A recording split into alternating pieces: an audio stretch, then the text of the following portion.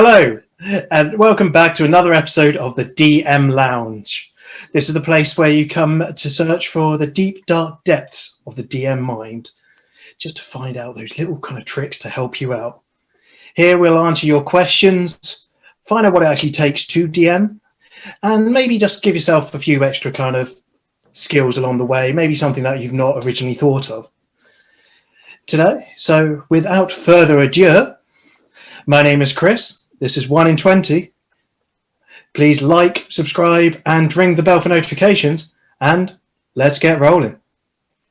On my cyber sofa today, we have Miss Amazing, Miss Talented, Emma Linton. We have Mr. I Wish I Was Talented, Liam Wright. And with us, we have a brand new person, who's a brand new friend to the channel, who's just come over just to see what's going on and how bad I can say anything. So please say, everyone, give a nice warm welcome to Adam Stickler. Hey. Hi. Oh, you may want to put your mic down a bit. Forgot to say. I'm on this. Okay. Yeah, welcome to the channel. Thank you for coming and join us, Adam. Thanks for having me. So for all of you who may not know Adam, he's, like I said, he's French channel. He's come over just to share some of his experiences with DM. He's got one of the most creative minds that I've so far found, and I believe there's something else that you're doing, isn't it, Adam? Something that you've got your own Twitch stream going on. Yeah. So in partway through this month, on the 19th, I am going to be doing a 24-hour stream for Mind Charity. I'll be playing Dark Souls with my friend Alex for 24 hours. Probably struggling quite a bit, but yeah. So from 7 p.m. till 7 p.m. We're going to be playing Dark Souls. My Twitch account, Adam_Sticks, and yeah, and there's going to be links probably sent through, and yeah, there'll be lots of links, so definitely make sure to go check that out. So yeah, so to everyone, so please say come contribute to the charities for a great cause. So that's June the 19th at Adam_Sticks. Correct. On Twitch. But now, from one business to another, I have a question to ask you guys. We've previously talked about where to start when it comes to creating a story, whether it's one shot or campaign. But after you've got that, how do you build your world?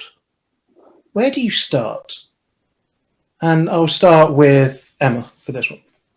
Okay, so normally when I've built a world in the past, I have started with a concept, an idea. Sometimes that's an actual story. You know, what if somebody blew up the capital city and killed all the royal family? Or what if there was some kind of corruption in this forest and it's going to destroy all the land around it? You know, how would people respond to that? So normally there's an idea in my head. I've also sometimes had ideas from, I might think, well, I want to do something a bit steampunk. Therefore, I want to build a world that maybe has lots of, maybe it has guns, maybe it has lots of clockwork machines. So something a bit less standard medieval fantasy. So usually I have that concept or that story as a starting point. And then I will literally go and say, who are the people? And I start really high level. So who are the nations? What do those people believe in? Are they conservative? Are they liberal? Are they religious or not? How have they been shaped by the events around them? The last big world that I built, what was definitely, there had been some kind of uprising hundreds and hundreds of years ago. The elves had tried to help, but in doing so, they had caused a disaster and had since disappeared from the world. So like 1,000 years later, people don't know that elves exist because elves have hidden themselves away because they were blamed and shunned for the things that went on. And it's almost like, well, how does that impact, what do people think elves are? If they came across an elf, what would happen? I start there, and then I'll start to draw a map. And as you can see from behind me, I love drawing maps. So I'll then work out, what does my place look like? Where are the nations? What's the history of this place? And sort of, I tend to build the whole thing and then deep dive. Whereas I know that some people will start really small and build outwards. I tend to go big and then places I'm interested in. So, I mean, firstly, guys, like, check out those maps. Yeah, and if you want to see those maps up close and personal, they're used in Ravis. All of the maps and all of the maps and all of the artwork for Ravis is done by our very own Emma Linton. Just going back to your point. So you say that you don't start small and work out, but you go with the concept of your story. So you think, okay, so this happened in this city, X amount of time, or situation happened, how the people are affected, and how, if there was a disaster, so presumably you look at it far more in a kind of community type way, I guess. I suppose for me, I've always had an interest in history. So and for history, for me, throughout school, the most interesting bit for me is the wars and the revolutions and the disasters, the things that are really, nation shaping. So I remember getting very upset at high school that we were learning about the 1700s and they didn't mention the war against, the Culloden, the uprising in Scotland, or anything that was happening in America, or, there was all this stuff that was going on, and we learned about Samuel Crompton and the spinning jenny. It's great. So I tend to think about what's the history, and I did actually for the campaign, that the map that's behind me, I sat down and said, okay, if this disaster happened in the place that you lived, and now the land is unusable and you can't live there and you can't grow crops there, what's the reaction? You either die out or you move into the place next door. And out of that, maybe you end up with almost like a Viking style sort of, they're going to go and they're going to take over and they're going to settle. So they expand, because actually if they don't, they die, and they sort of move outwards. So the history that I built of that world was that you've now got this empire that's been built over hundreds of years. And they've intermarried and then co-opted other areas. And you've got that going on. And then you've got the elves that are hidden away, hiding still.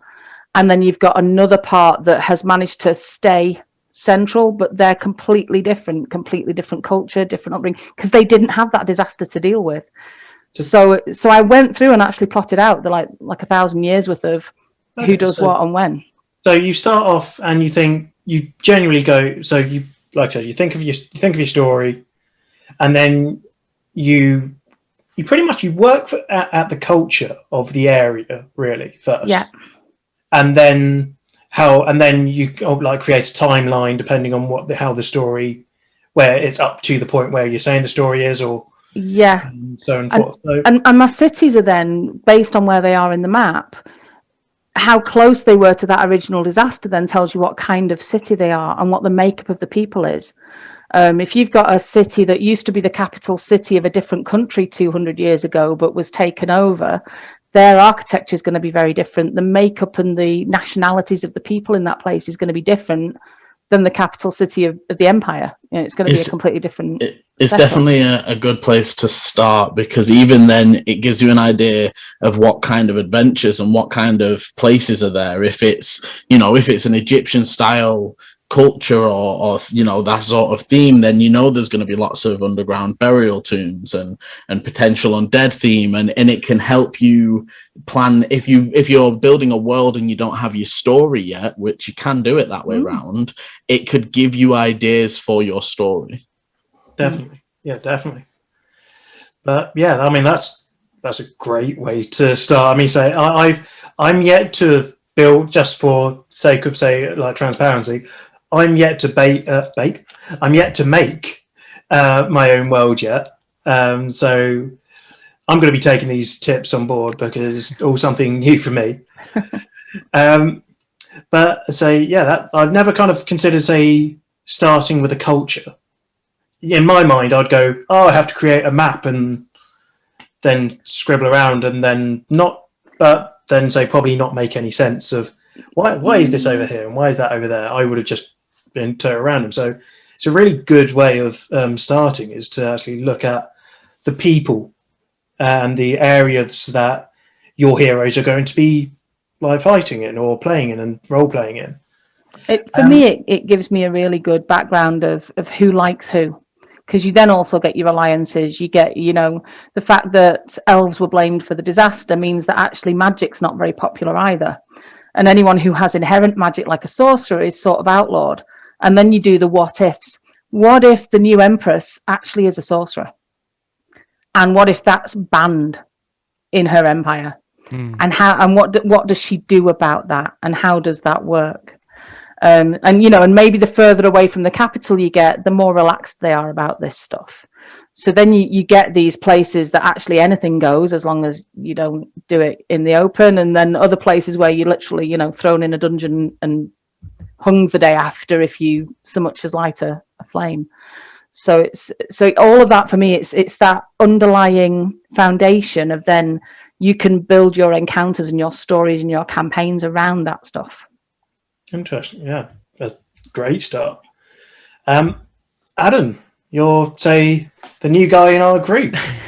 Yeah, I mean, I actually employ a fairly similar technique. So I like to move from out inwards as well.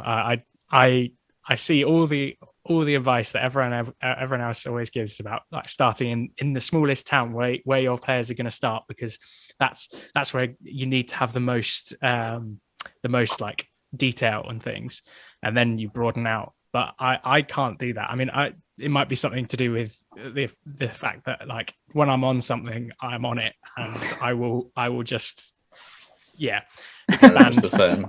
Yeah. So yeah, I tend to start with map, and I love maps as well. I just show these sort of things as well. Nice. So I love the art of maps and things as well. Fantasy maps, I can't do real maps. But yeah, no. So I like to look at the broad picture first, and then I start.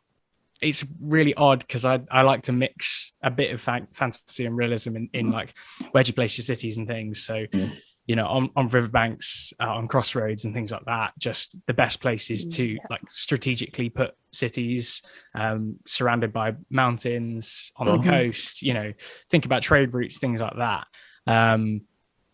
Then roads are a bit of a kind of hit and miss with me. Sometimes you kind of just connect two things in a straight line and go, that's something like that as a road.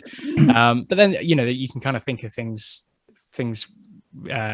in terms of if it is one major city to another major city, they could have just plowed through and built a fairly straight road. Not just that, but sometimes I think people forget that sometimes those maps are supposed to be representative. Oh yeah. So just because there's a straight line from X map to X map doesn't mean that road doesn't wind and turn and bend and go up and down. Yeah. It's just a line to show you that, like when you show the temples this big, it's not. It's just absolutely. But also, you got to think of the cartographer.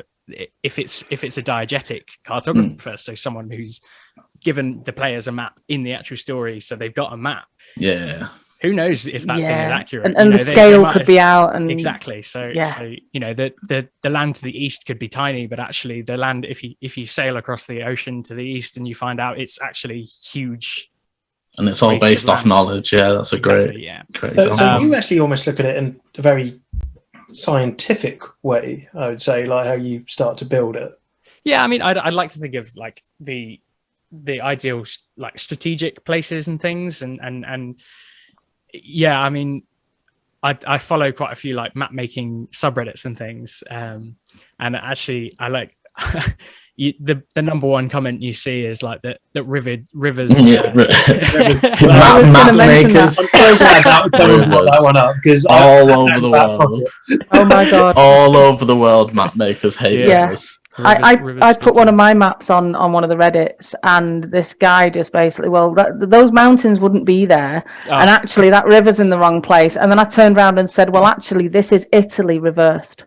So yes, those mountains would be there, and Brilliant. actually this is actually Europe, and that's exactly where that mountain range is. Wrong. Yeah, you're wrong. Yeah. But also someone else pointed out, well, who's not to say that that's not a magic river? Exactly. And that did just spring out of nowhere. A great blue dragon once died there and sprung up a spring. Exactly. There you go. Yeah. Exactly. Yeah. And then you've got a bit of Norfolk area, you know. Yeah, it's a portal to another plane. But the other thing I like to do is I use the dice, like dropping dice on a piece of paper, tracing around it. And I've seen that. It's just one of the most useful tools because it's just one of the best ways to get a random map. And I like to do that with cities and towns as well. Just like, you know, if it's a small city, use 4 dice. If it's a big city, a big metropolis, use like, I don't know, 12. So you know, you just get a nice basis, and then obviously if you want to move things about, so say that the shrine is right next to the, I don't know, if you don't have maybe if the mausoleum is on the opposite side of the city to your shrine, then you're a bit like, well, I mean, unless they're two different religions. And then again, that could make a whole thing where maybe the thing is actually that you do the shrine and then you parade the dead through the city to the mausoleums, and you have all that kind of culture could be birthed from it. Yeah, and actually, the culture thing is actually quite good as well, because I listened to a podcast a little while ago. I think it's just called Worldbuilding or something, and they kind of go into all the cultural things around the world, even that in our own world that we kind of don't think of as the normal. Yeah. So in one episode I was listening to, it was about marriage and the different forms of marriage and how that affected their society. And you know, some cultures have small marriage ceremonies. Some cultures literally just pick up a woman off a wagon and that's your marriage. You know, you're bound for life and that's it. So I like to think about that, especially when it comes to like races and how they deal with the sort of bigger things like marriages, funerals, that sort of thing. So it's a good point. You really do look, say, like everywhere when it comes to house starting. I mean, you kind of said, say, initially, so you started, say, looking at the strategic and trade routes, water, kind of things that resources. That's the word I was looking for. Yeah. Say something that the city would need, and then from there you were saying about the more random route of planning. Random routes of like cities and things like that. But then also, and then you know, as you kind of have an idea of where you want the players to start and all that, you kind of start zooming in a bit more. Maybe you have the general area. So there, if they do decide, hey, I want to go off to the, you know, over those hills over there, and you go, oh man, I haven't made it over those hills. But then if you've done it like this, moving inwards, then you have a bit of structure there at least. This is it. Straight away, you know, well, there's a swamp over that hill. Or and you can start making stuff up. Or, you can start making stuff up that makes sense because you've already said it's a swamp. So swamp dragon, let's do it. Exactly. Yeah. I quite like the idea that working out, say, these like strategic and political places, probably would say it creates quite a lot of easy interactions between the cities. You can turn around and be like, okay, this city is right next to a forest, so there's high chance that it builds a lot of things with wood and grows things, and quite easily it might even have lots of animals, so you can have lots of farming and stuff like that. So maybe that could be something that is their thing, whereas the thing in the middle where the crossroads is more of a trade hub where everyone brings their stuff to sell. Exactly. So they're probably fairly wealthy. And that might reflect, and obviously all the materials come through there, so they might also have really nice stone buildings, marble buildings, whatever. Yeah, and you might be more likely to find exotic items in a place like that than the city next to the forest in the middle of it. Yeah. No, that's a great way of looking at it. So, down to our very own world maker, the Ravis creator. Person who never stops talking. I occasionally stop. Liam, I mean, you can use Ravis as the example, or you can just use something entirely else. Where did you start? I mean, Ravis and the one before that we started, and the Flying City. I started with the geography. I nearly always do. Obviously, I've got my concept. I always know I want to do like gladiatorial or whatever, sci-fi or whatever I've decided. But so for Ravis is actually Spain, and then I connected the land between the top of Africa, so like Morocco and that side, and I connected it like as if it was wearing a dress almost. And that's where Ravis comes from. I plotted. I knew how long it would take to travel across Spain by car and how many miles that is, and worked out. Okay, I want this to be, because a big decision for me is how big the world's going to be. If you want this to be grand, big 30-day travel things, then you need to have thought of that when you build your map and have your scale done. So I knew that I wanted this to be a smaller section of land. I don't want it to be, everywhere is about 2 weeks travel away from the center of Ravis. It's made like that because I wanted it to be small and contained, but I wanted it to be a traveling style campaign, because I sometimes feel that in the larger worlds you never really see it. You don't explore it, and part of the campaign for me is using that campaign to build your world more. Not everything is built, I'm not gonna lie to you guys. Like it's some of it's just a question mark and a scribble. But I started with the land, and then I put the cities in, and then everything else is malleable. The rivers I worked with in terms of I can see where they were in Spain and where they were in those lands already. However, I have a magical, still unknown to the players, reason why the land just doesn't work. There are bits of the land that do not make sense. There is a large mountain range through the entire middle of the land, edge to edge, that also just ends at the ocean. There's things like that. Why is that? Well, tectonic plates and things, bro.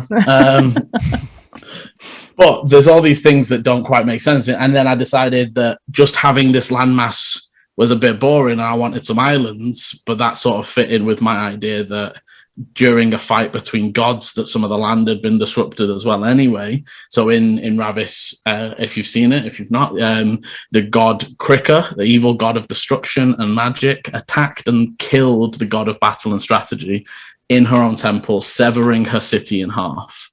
The resulting magical waves forced the rest of that city outwards and created an island separated by vast wild oceans, but also they already had all these buildings and it's already built up, and they just sort of started again, continued with all the resources that they already had. So those sorts of things can influence you. I think geography is my starting point, and then I look at culture and events, and timeline I think is a massive point. I think that's you need a timeline. You need to know what's happened. You need that helps you just as a framework. I think that's your starting point for sure. You've kind of actually briefly touched on it just then, but I think one thing that I know that a lot of say new DMs or anyone who's trying to create say their own world, distance is a very annoying thing for most people, where you just go, oh, that's 5 days, or yeah, that is, you're just like 1,000 miles away. It's a week.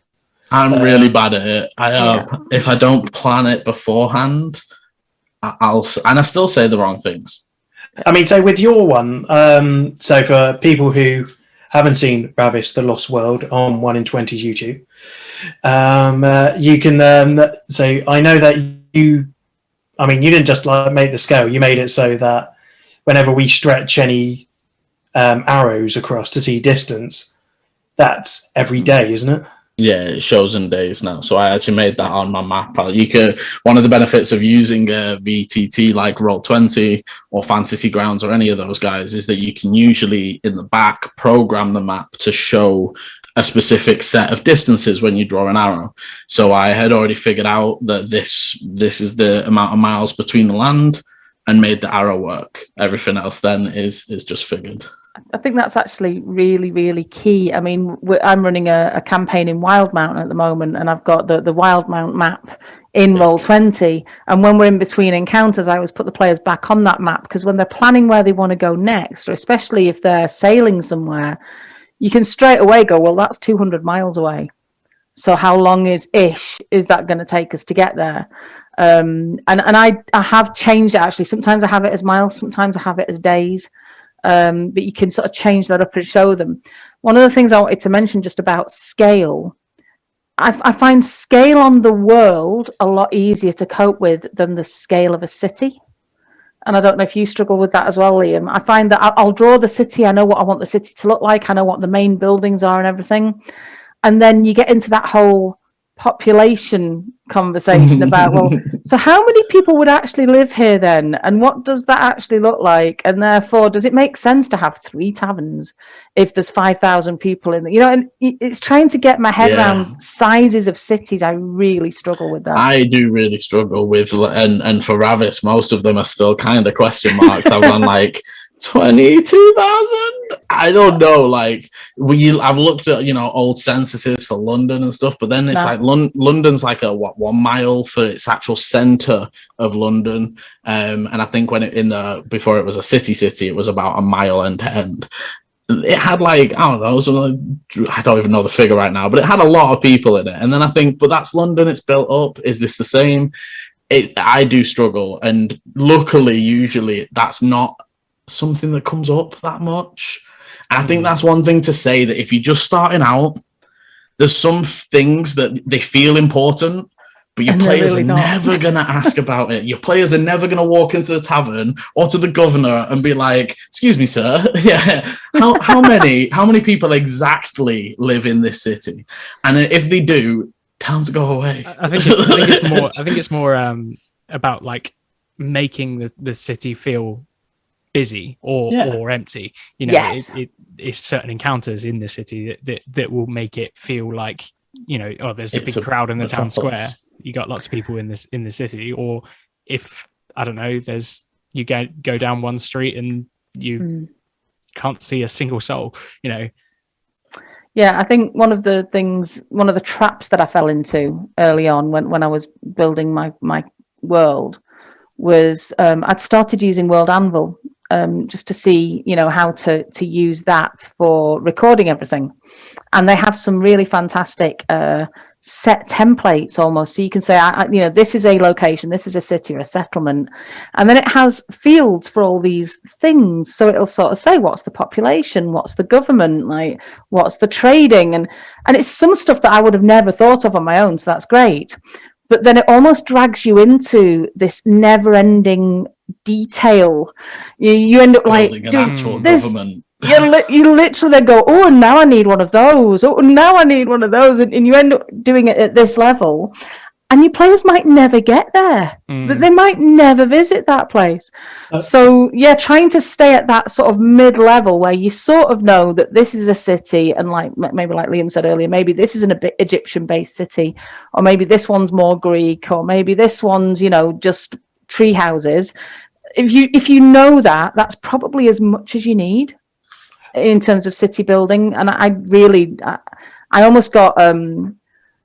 I don't know what the correct term in the equivalent of a workaholic. I actually got completely sucked in and had to extract myself from it. Yeah, I had to sort of back away because it was eating up all my time, and I didn't feel it was actually contributing to the campaign. So just step a little bit further back, because I feel like this is probably we're going to have a few sessions on this. Because there's things we just talked about there, like size of a city, population, who's in charge, say dynamics between cities. And let's face it, there's a lot of content there for any person to just go, yeah, here's the answer. Yeah. But I mean, and I think the long and short of it is there is no correct answer. It very much depends on what you're trying to build. If you've decided that you want the world done, it's political intrigue, everybody knows everybody, who knows who and who can backstab where. That's cool. That's nobody saying don't do that. This for me is more like for the people that are like, oh my god, I want to start something and I've got this idea, but where? Because it can seem overwhelming at first, for sure. This is pretty much the point. So we've got 3 very good examples here of when you just go, you know what, I want to create a world.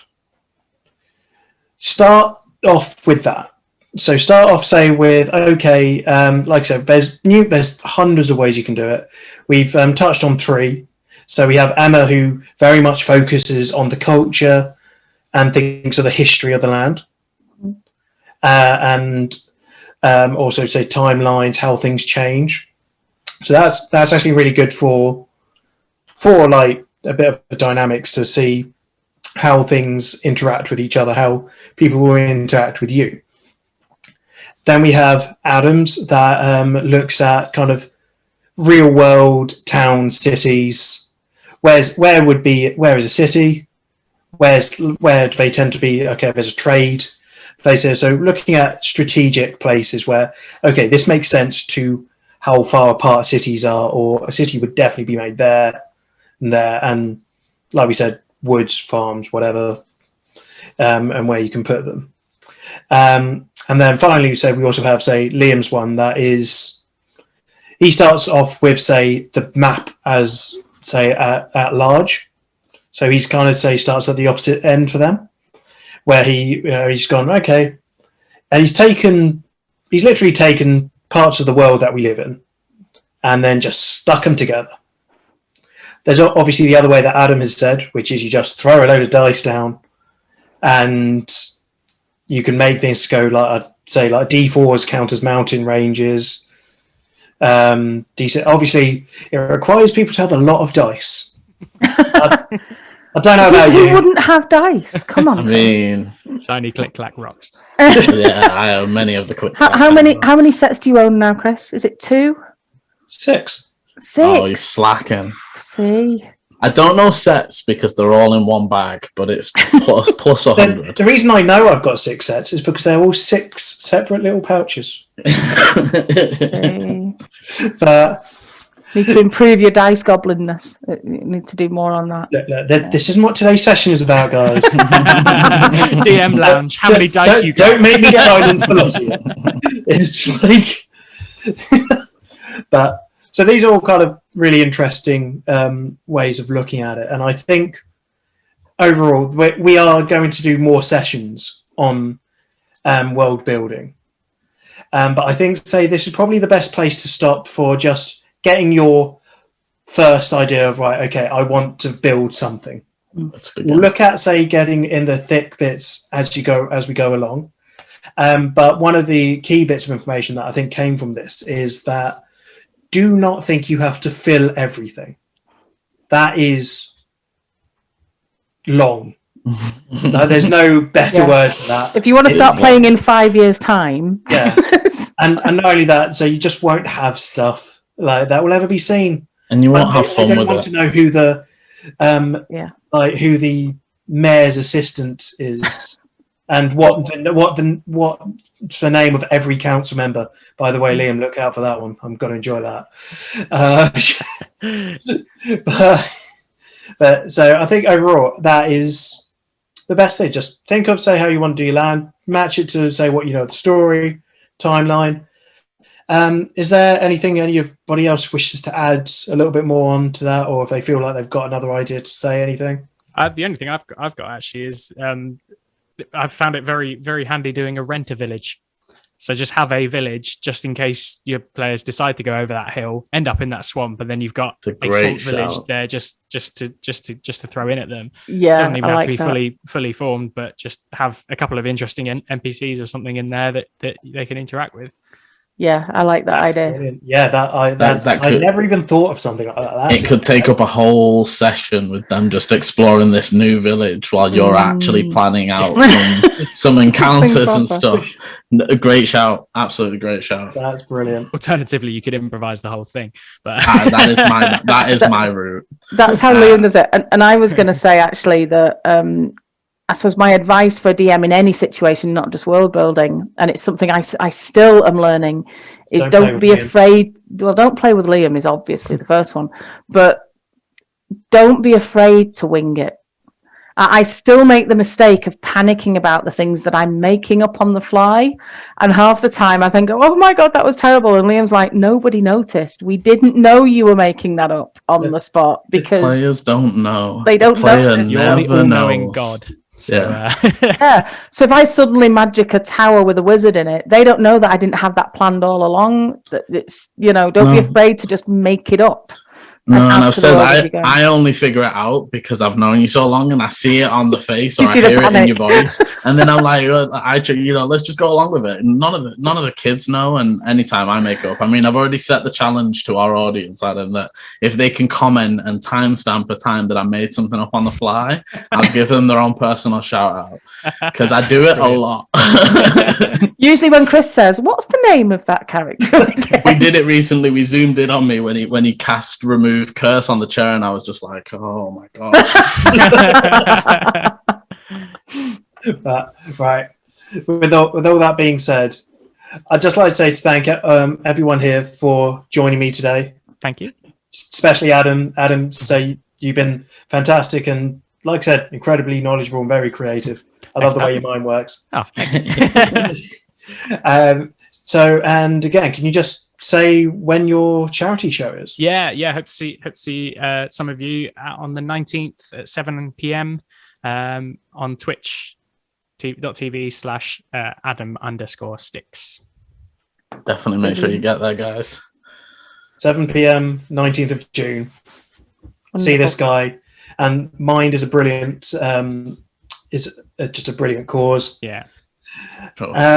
And I think, that's pretty much, from us here at 1 in 20. If you want to ever speak to us, send us a message, please do. We're very active on social media. And if you have questions about the topic we've raised today, any other topics that you want us to talk about, please just at any of us. You can either at me, at Scholar Chris. You can at Liam at that guy, right? You can at Emma at Rowan Firefish. I'm doing all this, remember, not realizing where everyone. And if anyone wishes to speak with Adam about some of his great work that he does, you can contact me anywhere, but at Adam Sticks on Twitter. There's no underscore in that one. Brilliant. Fantastic. Perfect. You can subscribe to us as well. Our Twitter is at 1 in 20 TTG. It is the same as YouTube and everything else. We also have a Patreon. So please, if you like what you see here, if you've enjoy the campaign comes out in 2 parts every Sunday for nice easy bits for people to watch on the go.